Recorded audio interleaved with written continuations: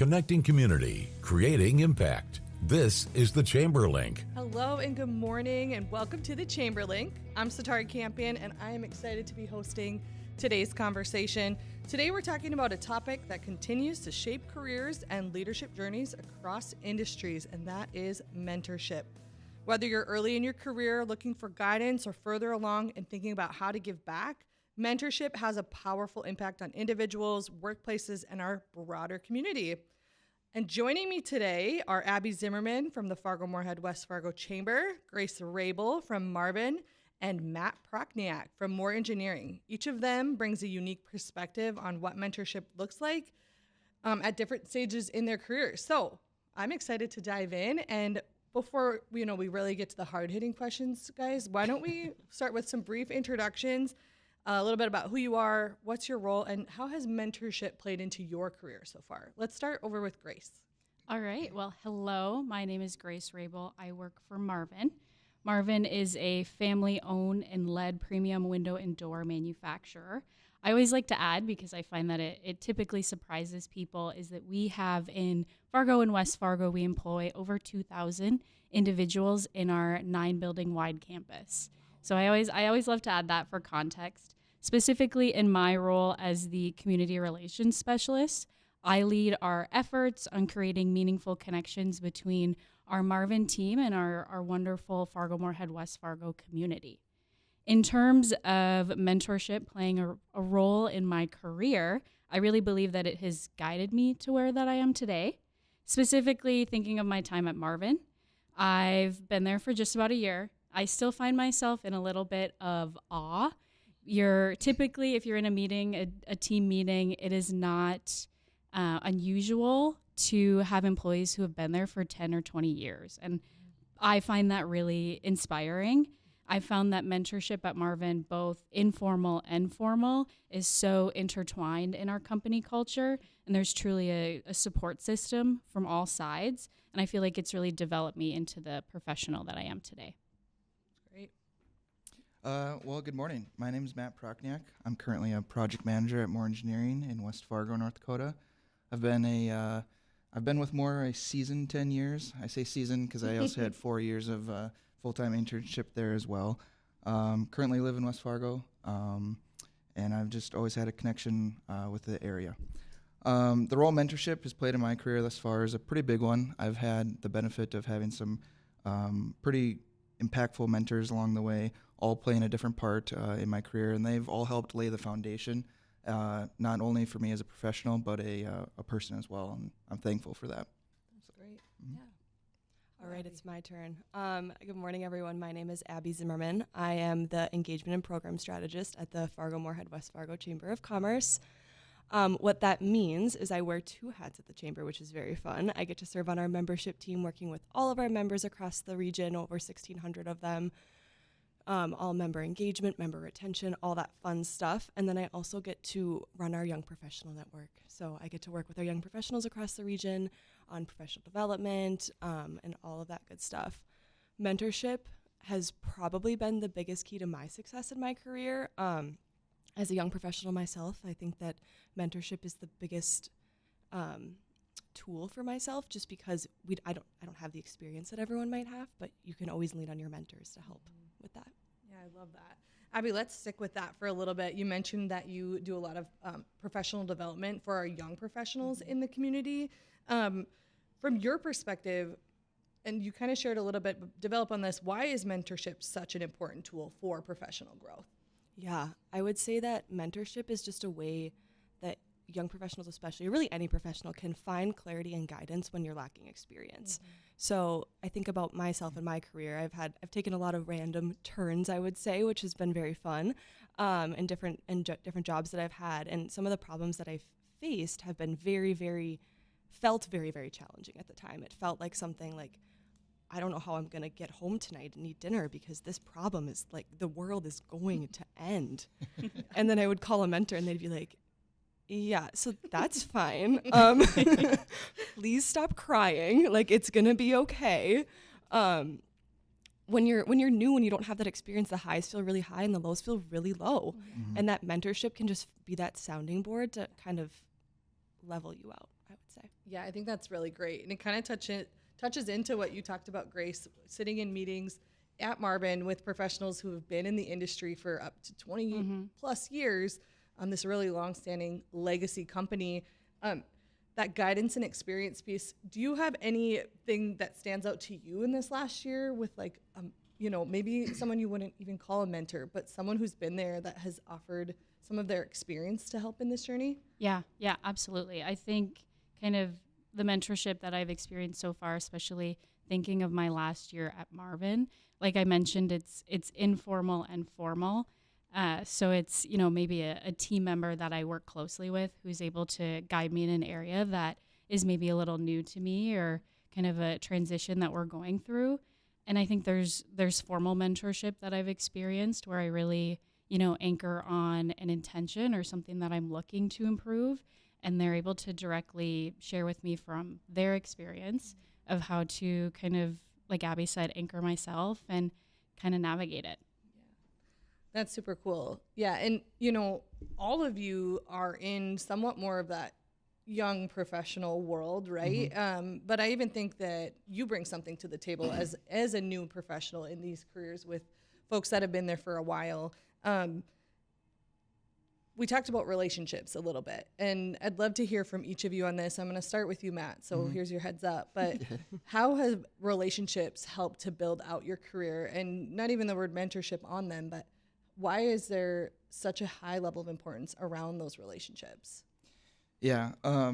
So I'm currently a member of the leadership Fargo-Moorhead-West Fargo community. Shout out. Yeah. Program. And one thing that program's taught me is just the value of relationships. To your question, it's powerful. The connections I've gained in that leadership program have shown me that when you're surrounded by a group of like-minded, passionate individuals, you can achieve anything. And the leadership program, it fuses together people from all different backgrounds and personalities. But that one common theme that I've learned from our particular cohort this past year, we're all made up of leaders, and we're willing to be mentors and also mentees. And we're willing to learn from each other. And that's formed relationships across sectors, and it's been pretty cool to see. Yeah, so, I love that. That's so great. And special shout out to the Leadership FMWF program. Thank you for that, Matt. Applications are open right now through April. So get on there, fmwfchamber.com/leadership. Grace or Abby, who would like to go next? I can jump in. Awesome. Relationships are probably, I don't know, my favorite thing ever because it's something that I'm really good at, I think, because I'm not super technical. I'm not like Matt over there. I tried my hand at engineering. It did not go well. And so I really honed in on relationships and how do you build relationships? How do you maintain relationships? And how does that fill your cup? And for me, it really fills my cup. And relationships are something that have moved me to different towns across the country. I've leaned on them in times of need. And similar to my last point of how mentors can help find clarity and guidance, like relationships that's a point too. Like when you don't have the experience and you don't maybe have the technical background like an engineer, when you're looking to get into something new, that's where you lean on your relationships. Yeah, that's definitely. when you reach out for coffee and say, hey, I don't know what you do, but it sounds really cool. Let's chat about it. And so relationships have always been a big part of my career, and they're something that I tell anyone who's willing to listen to continue to maintain and make a priority in their career. Mm-hmm. I've seen you model that really well. You made it so simple. All it is asking someone to go get coffee and sitting down and getting to know them, build their relationship, see it flourish into mentorship, right? Exactly. It's I know Setareh is a mother. It's no different than any young child. I'm not a mother myself, but I would imagine young kids don't have a filter. They just ask questions, right? And so while I would encourage you to have a filter with your relationships, I would also encourage you to be curious. Like ask the questions. What does a day look like in your job? What are something that you wish you knew when you were my age? What's something you wish I would know? Like whatever it might be, people are really eager to talk and they want to tell their story too. And Absolutely. So ask the questions. I love that. How about you, Grace? Yeah, I mean, I would echo what Matt and Abby have shared. I think relationships are, especially thinking of my role in community relations, extremely heavy, influential in what I do. And thinking internally at Marvin, very collaborative work that we do. It's a lot of, cross-team experience. You're learning from those leaders. And I think when I think of relationships at Marvin, I think of the values that we have. We have 5 very wonderful values. While they're all important, I do have kind of one that resonates with me the most, and it's be stronger together. And I think that really is woven into our culture. It almost makes mentorship a piece of the organization and maybe not an additional aspect of it. So when I think of relationships, I think of kind of that collaborative nature and that be stronger together. I love that. One of the things you've all talked about is the way that our community collaborates together too. And so we're going to go into a break here in a minute. We're going to do one rapid fire question. And then when we come back, we're going to talk about the ways that your businesses have partnered in our community to make it stronger in mentorship. So when we come back, that rapid fire question. Hello and welcome back to the Chamber Link. We're talking about mentorship today. And before we went into the break, I prepped our guests that we're going to do one rapid fire question. So rapid fire to our people. What is one word that you would use to describe the feeling of approaching someone that you want to be mentored by? So starting that mentorship. Grace, you leaned in. We're going to let you go first. I would say my one word is exciting. I was going to say excitement, but you used it. So I'm actually going to say relief, because you prep so much to reach out to that mentor, and when you finally do it, it's a weight off your shoulders. Okay. Coming back to that. I'm going to say uncomfortable because it's very uncomfortable. We'll come back to that too. Yeah. All right, Matt, let's talk a little bit more about that. So relief. So how did you in your own personal journey identify mentors, and what made those connections successful? Whether it's been professional or personal, again, like I stated earlier, I've just been super fortunate to be surrounded by great leaders who've also become strong mentors. And some of the greatest mentors I've kind of identified in my young career, I perceive them in a successful position, and then I evaluate that person, see if they align with my personal values, and then I make sure I have an intentional engagement with that person. And so when I say relief, you think and build upon that intentional engagement, that big first step, so much in your brain. And when you finally do it and reach out to that person, they almost become relieved that you asked, because they were probably sensing that you wanted to be their mentee in a way. So, the best part about mentorship is you can't have too many mentors, and you can take the best thing from many of them. That's a great piece of advice too. I think a lot of times we think we can have one mentor and we need to go all in on that one person, overwhelm them, and then burn them out. But really, we can share the love. We can spread it out, right? Grace, from the Marvin perspective, and just a quick shout out to them because they just sponsored our Intentional Collisions event with our Women Connect, which is a great maybe spot to start with mentorship. For someone who wants a mentor but feels unsure of where to start, what advice would you give them? Yeah, absolutely. And our engagement with events like Intentional Collisions is Marvin's commitment to our employees' professional development and our growth. Something that I really appreciate about that is that they understand that these opportunities are not just within our walls, but they exist well beyond them. And sometimes those outside perspectives are really the opportunities of kind of the best growth. And I want to throw a plug out there to Intentional Collisions, because when we think of kind of how to engage in maybe a new mentorship, I actually loved the kind of, if you're attending Intentional Collisions as a participant, there was this super helpful guide of, finding your intention, finding people that align with that intention, preparing for that conversation, and then going out there and reaching out to them. And I think that is a phenomenal guide to getting started and finding that mentor. It's not necessarily finding the person that's the first step. It's finding, that area that you want to grow in or that focus that you would like to emphasize. Yeah, and you both have spoken to values and the importance of values when seeking out that mentor. And I think that's something that's really pinnacle. And what companies are doing is defining their values, but as individuals, defining our values too, and making sure that they all line up. You said intentional engagement as a value and being stronger together as a value. So finding people who can match that and elevate that a little bit. I want to hop over to Abby because you use the word uncomfortable, but you've also talked about just like the little pieces that you bring as a mentee.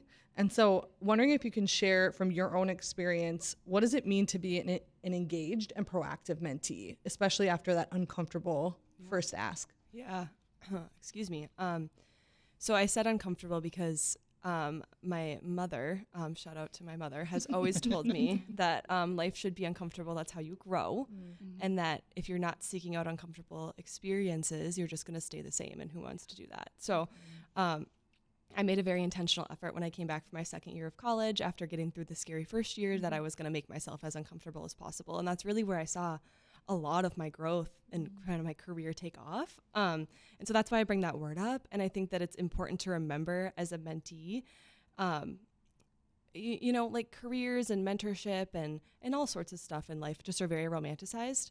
They're uncomfortable though. Like it's not all fun and games. It's not rainbows and sunshine. Like it's scary and it's okay. It's supposed to be scary. And so remembering that it's going to be uncomfortable. One thing that I used to tell myself in my first job when I had to call a customer was, I was just calling my uncle. I wasn't. I was calling a customer, but I would like pretend in my head.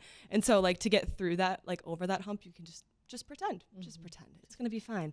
But as far as your question of being an engaged and proactive mentee, I would say lead the relationship. View it as a practice of being a leader. I think a lot of young professionals aspire to be leaders, which is great. That's what we want in our young professionals because they are the future, right? They're going to be the next group of leaders. And here's a great way to practice that. You should be following up. You should be setting the calendar invites. You should be reaching out. You are the leader in this relationship. And while you don't have all the experience, and that's why you're in the relationship, to gain from their experience, practice being a leader. Yeah, that's great. That is really great advice. And I think something that even, anybody can really take is lead the relationship. Yeah. I'm going to have you keep building a little bit. I like where you're going. So hoping that we could maybe all share a specific lesson or piece of advice from a mentor that's stuck with us. I mean, you shared about your mom saying, hey, being uncomfortable is how we get comfortable. Would love to hear another one if I can put you on the spot. Yeah. Ooh, tough one. I've got so many good pieces of advice, honestly. I would say one of my mentors told me pretty early on that like, it's just not that serious. And that really helped because I was just getting so in my head about every little thing that I did. And he was like, Abby, it's really not that serious. Like make mistakes. They expect you to. Yeah.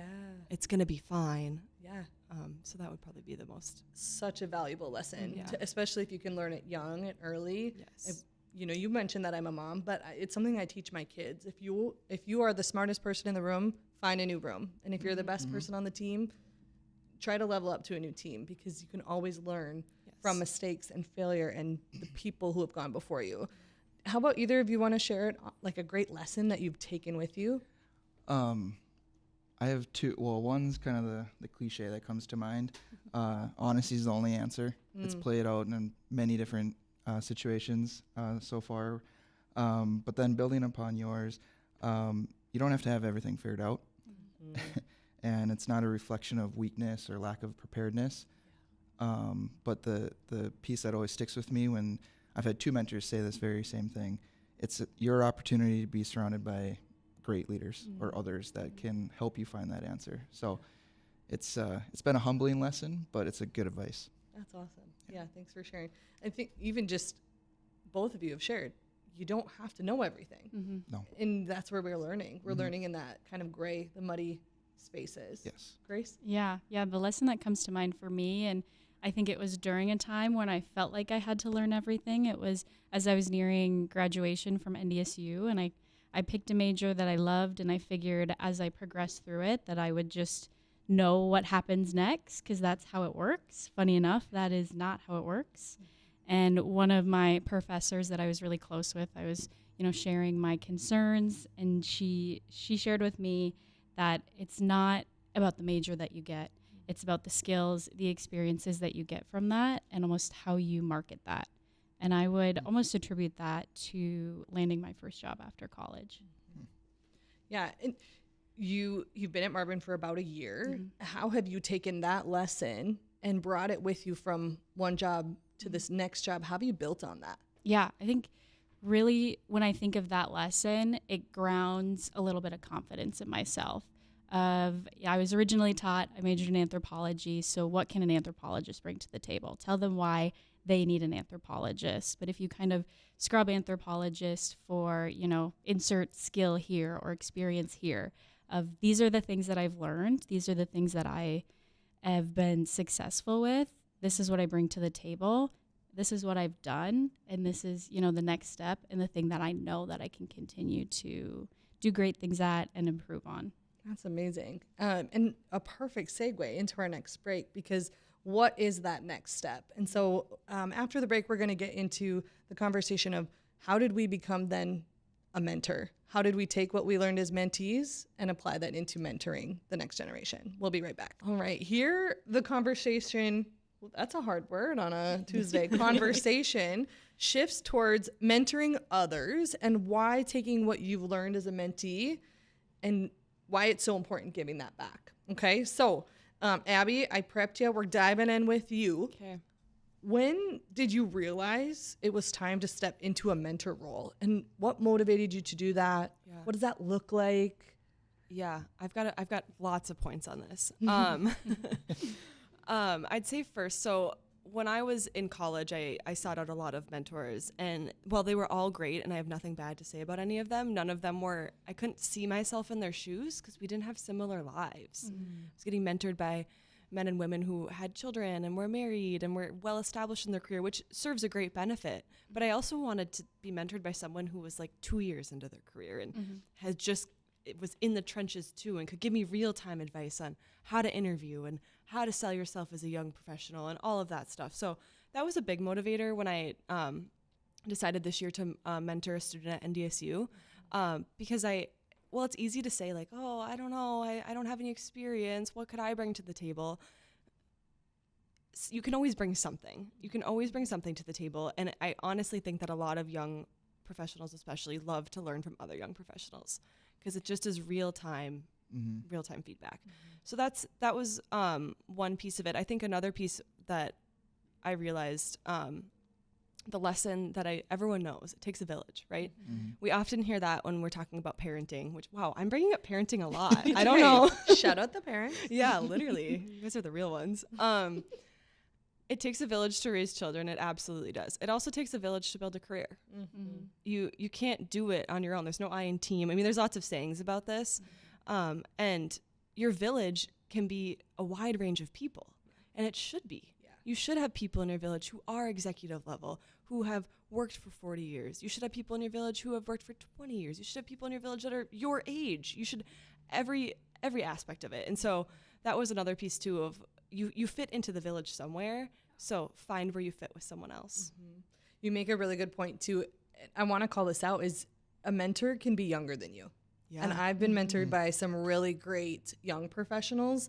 I would say I'm still young, but Abby and I work together at the Chamber, and I've learned so much about what this generation of young 20s are doing for the workforce, and I'm learning a ton. Yeah. And so that village, it really is just like a 360.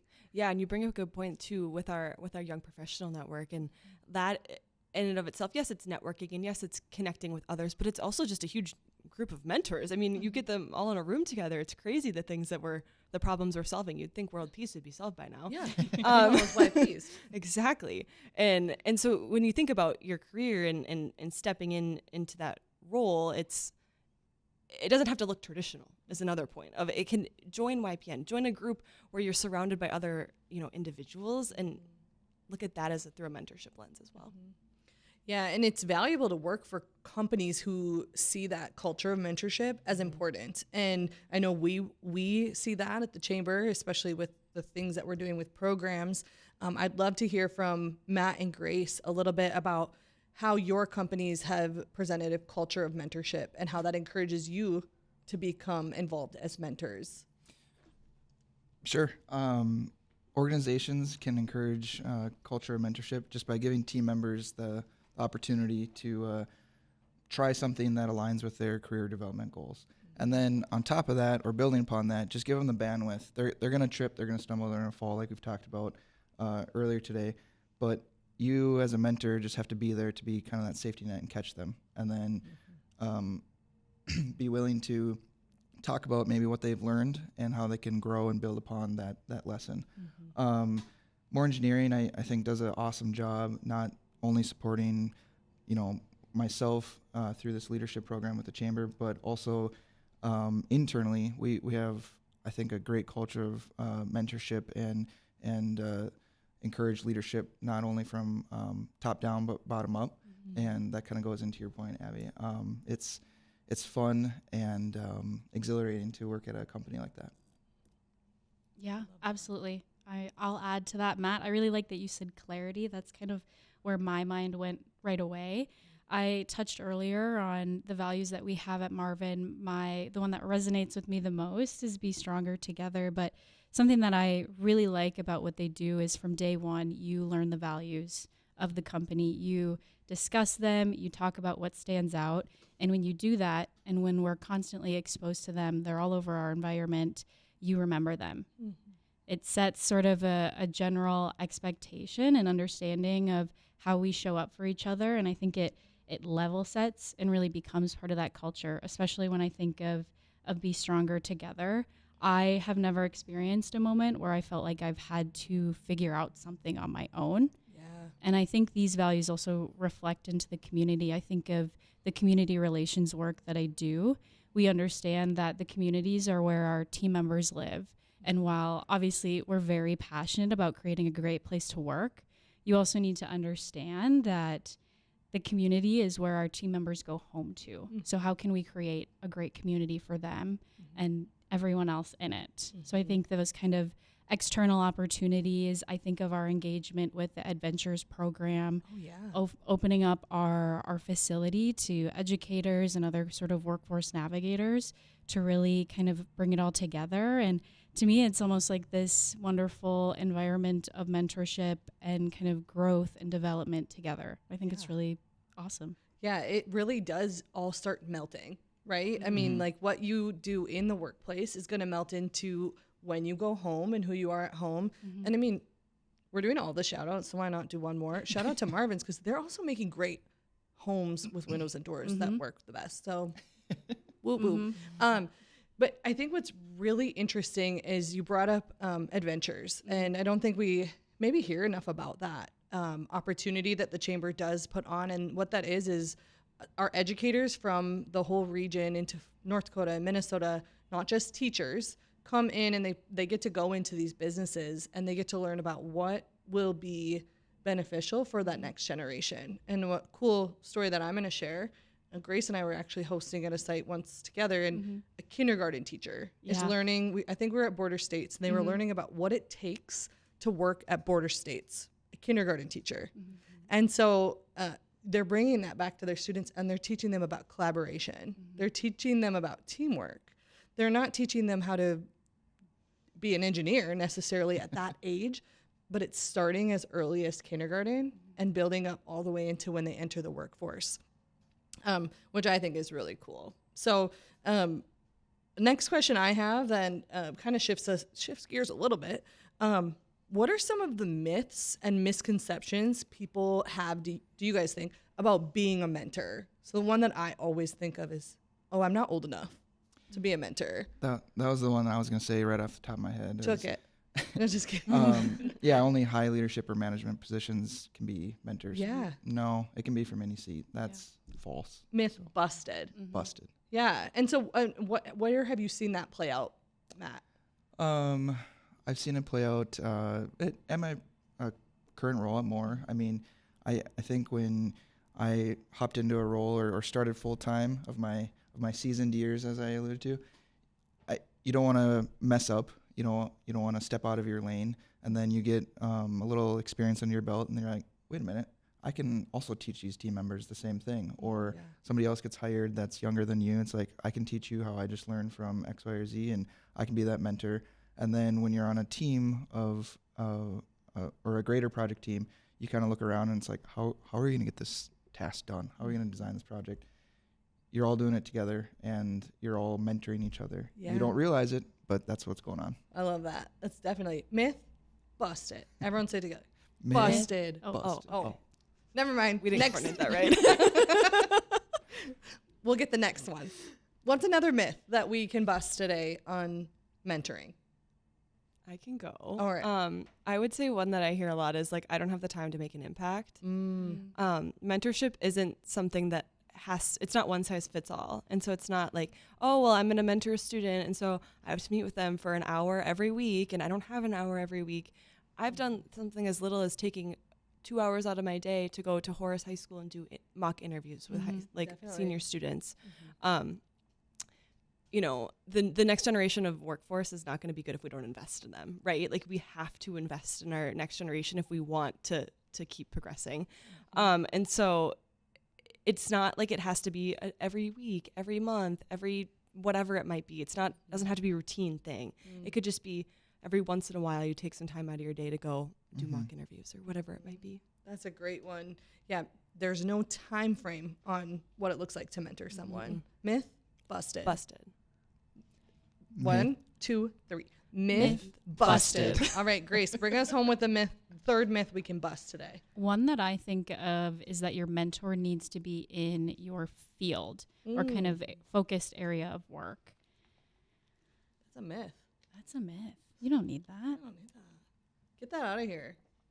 Tell me about an experience that you had a mentor or you got to mentor someone outside of your field.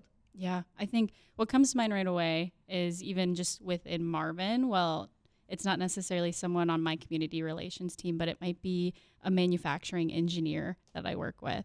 So absolutely foreign from my skill set, but there's just kind of a lot of points in which you have that shared understanding or have those conversations where maybe it's not necessarily applicable to engineering, but that insight that they share is still universal.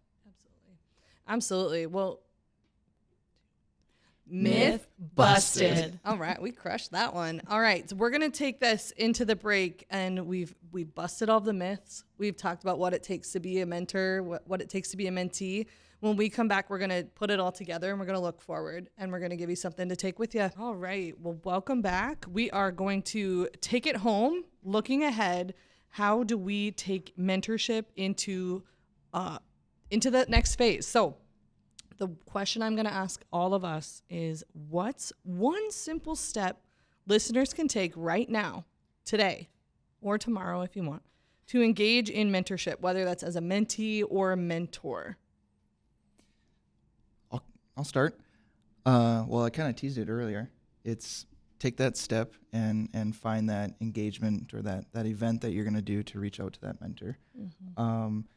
When you become the mentor, and personally see a mentee kind of achieve a goal that they thought was impossible, that feeling of gratitude and pride is just unmatched. So and then a side benefit is a lot of our mentees can become close friends. And just when you take the time to invest in that relationship as a mentor, it's awesome. Yeah. I love that piece of you can take mentorship into the next level and become friends. That's, I think, another myth we could bust is that you have to keep this relationship in a box, but you don't. I love that. Great advice. I'll jump off that one.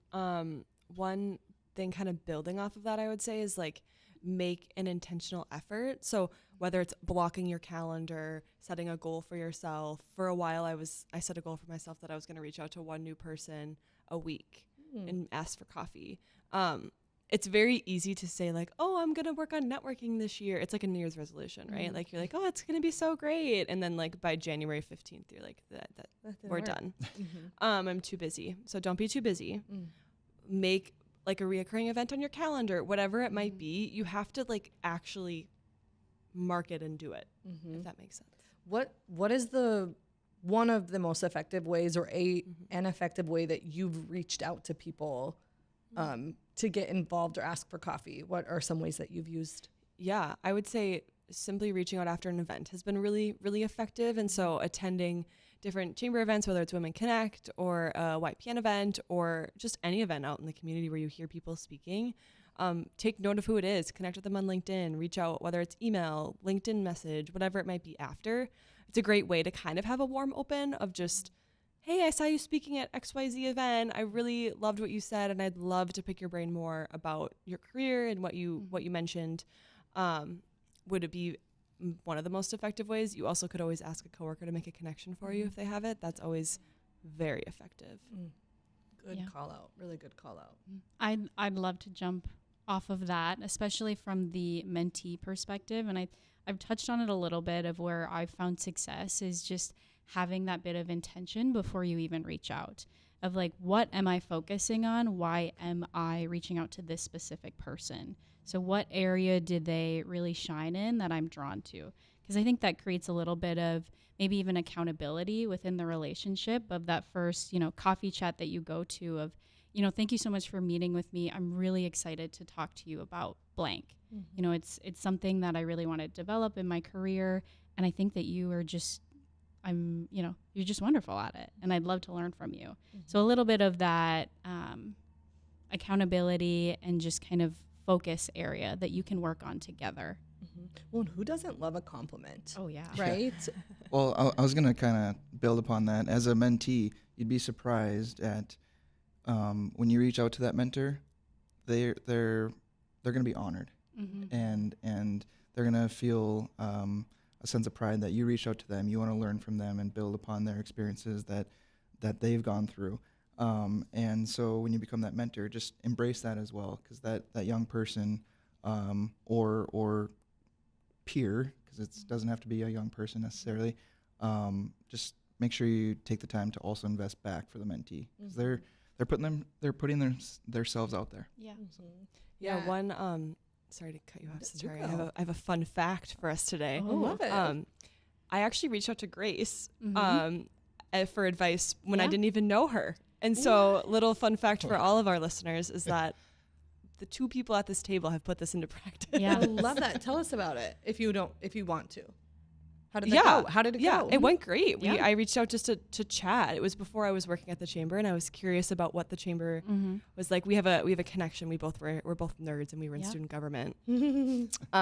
Shout out to student government. Love that. And so I just reached out, and she responded, and it was great. It was great. It was a little like LinkedIn reach out. So even kind of a plug of if an event isn't in your capacity or ability, always LinkedIn. My thought is I've never said no to getting coffee with someone. Like, just what a fun thing that you can add into your day.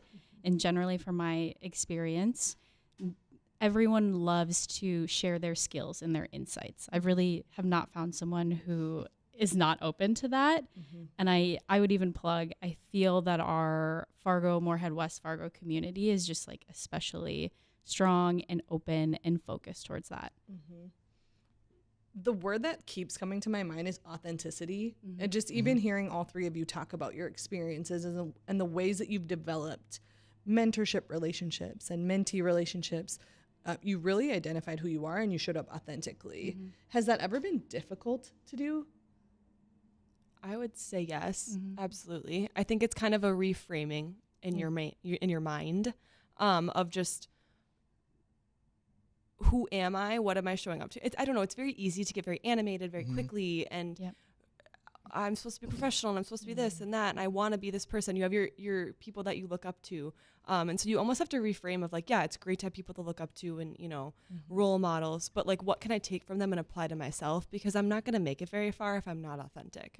Definitely. And I would add, a mentorship relationship, it can grow old. So you can have a mentor for a very long time, and it's okay to move on and find new mentors and challenge yourself in that way. That's great. Yeah. Well, I really appreciated this conversation. And before we get to our closing, I want to just plug a couple things that the Chamber has coming up. Like I said, leadership applications, a great spot to start looking for mentors and developing as a mentor, but also our Young Professionals Network. Opportunities for our young professionals, but also for our more advanced professionals to see what the next generation is doing in a really positive light.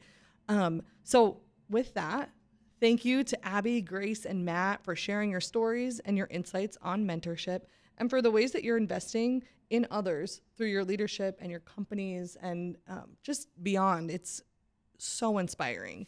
And thank you for listening to the Chamber Link. Join us next time as we continue highlighting the people, ideas, and connections that move our business community forward. Have a great day.